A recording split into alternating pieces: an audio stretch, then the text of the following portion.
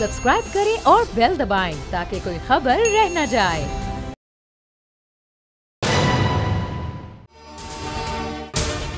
अगर आपको ये वीडियो पसंद आई हो तो सब्सक्राइब कीजिए और बेल आइकन जरूर हिट कीजिएगा।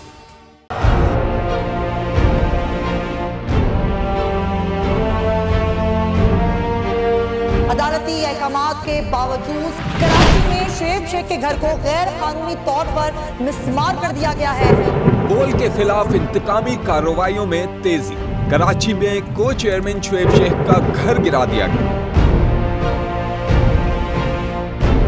बोल के खिलाफ इंतकामी कार्रवाइयों का सिलसिला जारी है। सिंध हुकूमत की अदालती अहकामात की खिलाफ वर्जी। सिंध हाई कोर्ट का स्टे ऑर्डर नजरअंदाज।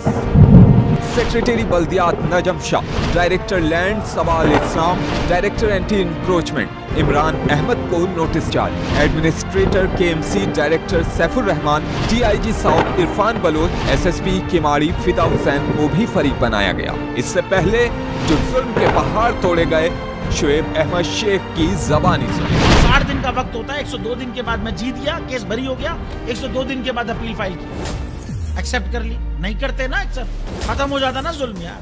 भरी अदालत में मुझे बरी कर दिया, फिर पता नहीं क्या हुआ, 2.5 घंटे बाद का नोट बिफोर, मैं नहीं सुनता ये केस। खड़े रहते अपने फैसले पर, मिट जाता जुल्म। अल्लाह ताला ने बिठाया इस कुर्सी, इन कुर्सियों पे इनको यार, ये अल्लाह ताला की तरफ से फैसले करने हैं। तो या तो ये फैसले आएंगे, जुल्म मिट जाएगा, या कौम खड़ी हो जाएगी जुल्म के खिलाफ। हर मुश्किल के बावजूद बोल हकीकी सहाफत करता रहेगा।